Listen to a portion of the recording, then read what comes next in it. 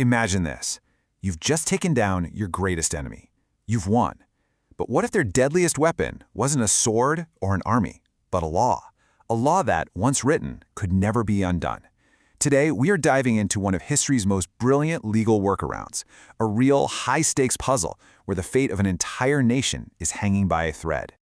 All right, so the story kicks off with what seems like a happy ending. The villain of the piece, a man named Haman, who had been plotting a full-blown genocide, has been exposed and executed. So on the surface, you'd think the threat is over, right?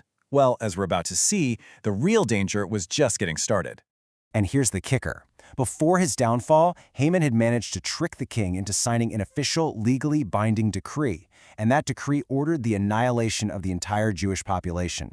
So even though the man himself was gone, his evil plan was very much alive, and now it was literally embedded in the law of the Persian Empire. So yeah, even with Haman out of the picture, his legacy, this legally binding order for destruction, was looming over every single province. This wasn't just some rogue threat anymore. It was now official, state-sanctioned policy ready to be carried out. I mean, on the surface, everything looked great. Queen Esther, who is secretly Jewish, gets all of Haman's property. Her cousin, Mordecai, is brought into the king's inner circle, and he's given the king's own signet ring, the ultimate symbol of authority that Haman once held. It looks like power has completely shifted. But here's the thing. All of those personal victories meant absolutely nothing in the face of this much larger crisis. Haman's decree, written in the king's name and sealed with his ring, was still active. It had been sent to every corner of the empire, and the clock was ticking down to a specific date set for the slaughter. This is the moment Queen Esther has this terrifying realization that winning the political battle wasn't nearly enough. She has to go back to the king again, and this time confront the law itself. And this isn't some polite, formal court petition.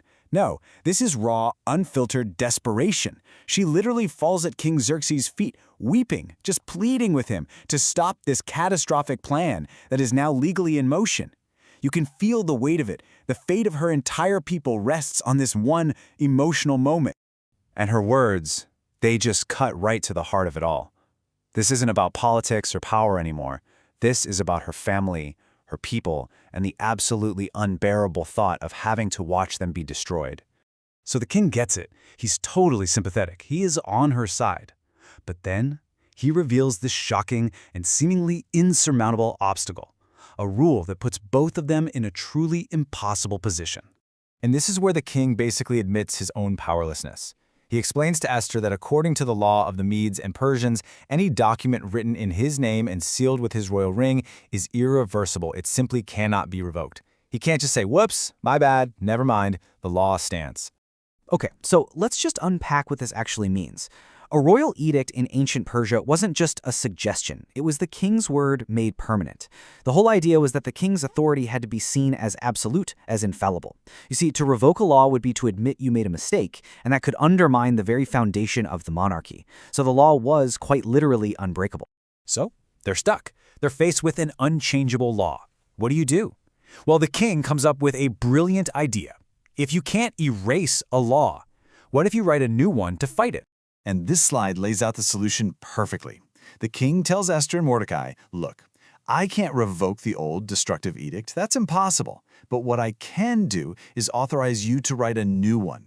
He can't go backward, but he can create a new law to move forward. It's just a fantastic legal workaround. So the mission is a go. But now comes the real challenge. How in the world do you get this new law out in time? This new decree has to reach all 127 provinces of the Persian Empire. I mean, we're talking about a vast territory stretching all the way from India to Kush in Africa. You have to imagine the scene. It's just this massive all-hands-on-deck operation kicking into high gear. Royal scribes are summoned on the spot. Mordecai dictates the new order. Then, it has to be painstakingly translated into dozens of different languages and scripts used across the empire. Each copy is then sealed with the king's ring and handed off to couriers riding the fastest horses in the royal stables, who ride out with the absolute utmost urgency. So, what did this new life-saving law actually say? Here's the brilliant part. It didn't cancel the first law. It couldn't.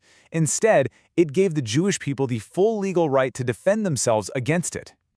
Okay, let's put these two laws head to head. On the left, you have Haman's edict, which commands citizens to attack and annihilate the Jewish people.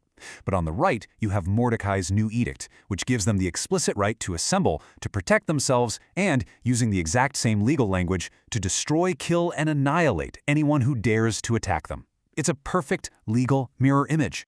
So this new edict granted a whole new set of powerful rights. First, the right to assemble and protect themselves. Second, the right to use lethal force against any attackers, including their families.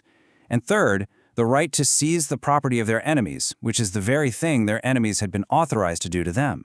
It completely and totally leveled the playing field. And this just sets up this incredibly tense countdown. The new edict gets sent out in the 3rd month, but the day appointed for everything to go down isn't until the 12th month.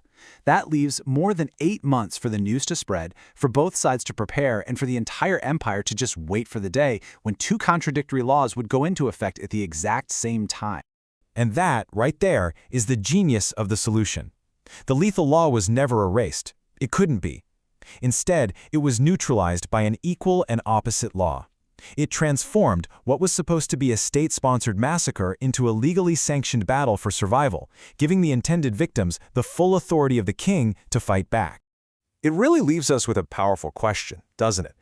This ancient story shows us that sometimes the most effective way to fight a destructive law isn't to erase it, especially if that's impossible, but to counter it with a stronger, better one.